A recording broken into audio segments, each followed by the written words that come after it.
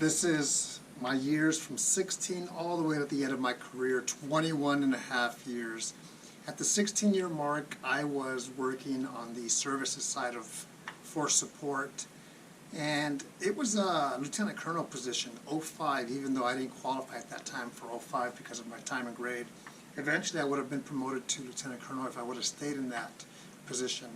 And I'm happy I didn't, because I did the job, I enjoyed it. But in the end, looking back, and at that time as well, I knew I wasn't being utilized. I was doing a few things here and there and showing up and getting ready for deployment if I would have been deployed. But it wasn't a self-satisfying or fulfilling position. I did that. I still did it a year and a half. And then while in that position, I did go to England with my team. We went to England, and that was a great opportunity that we got to go out there and work at Mildenhall. I also went to Lakenheath, which is right next door, and I did a few briefings during my time that I was in England, which was only a short period of time. And then it was time to, like I said, I was contacted by Buckley Air Force Base, Air Reserve Personnel Center, someone that I know there, and they asked if I was willing to go out there and work on active duty for some time, doing manpower requests and backfilling for someone else. That was the best thing that could have happened to me. I did that for just under 6 months, and I networked, I met people, I enjoyed it. I commuted a long distance every single week.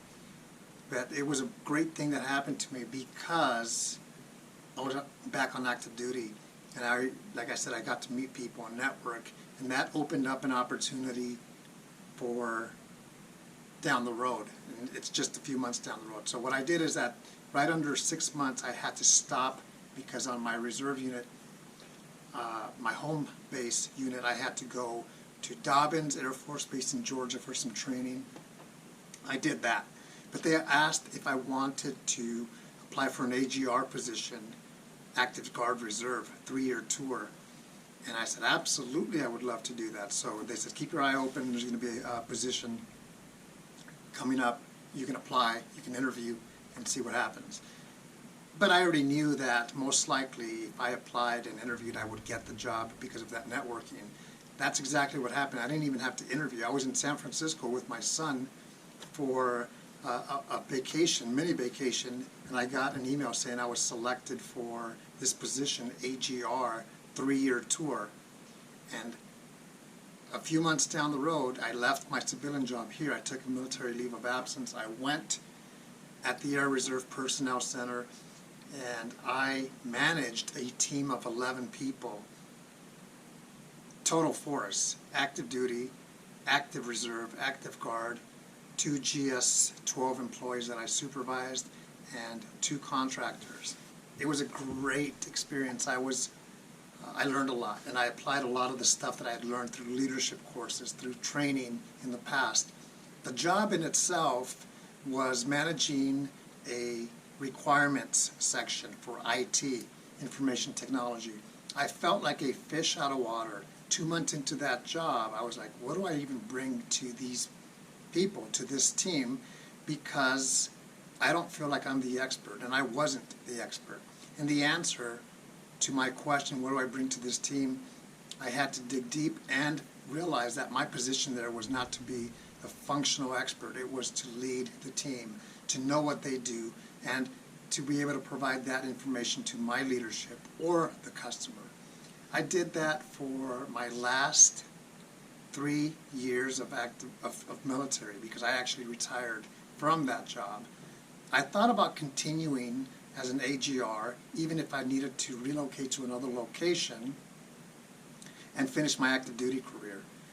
But after thinking about it and thinking what was best for ourselves, my family, myself, my interest as well, I had decided that at the end of that tour, which would take me to 21 and a half years of service, it would be better for me to just retire and come back to this job.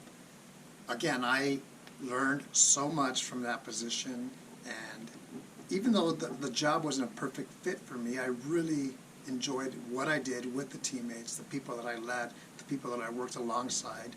And looking back, it was the best thing to end a career. AGR, so many options. So as I wrap up this series of 5 videos of my career in the Air Force, I served in a variety of capacities: enlisted, active duty, officer active duty. I was an ROTC cadet, active duty officer, reserve officer, Air Force Civil Service. I completed my PME, Professional Military Education, all the way through Air Command and Staff College. I began with Airman Leadership School.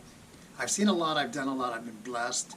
Joining the Air Force was the best decision, or one of the best decisions that I could have done professionally. And looking back, it flew by. I enjoyed it. I looked for opportunities. I learned. I taught.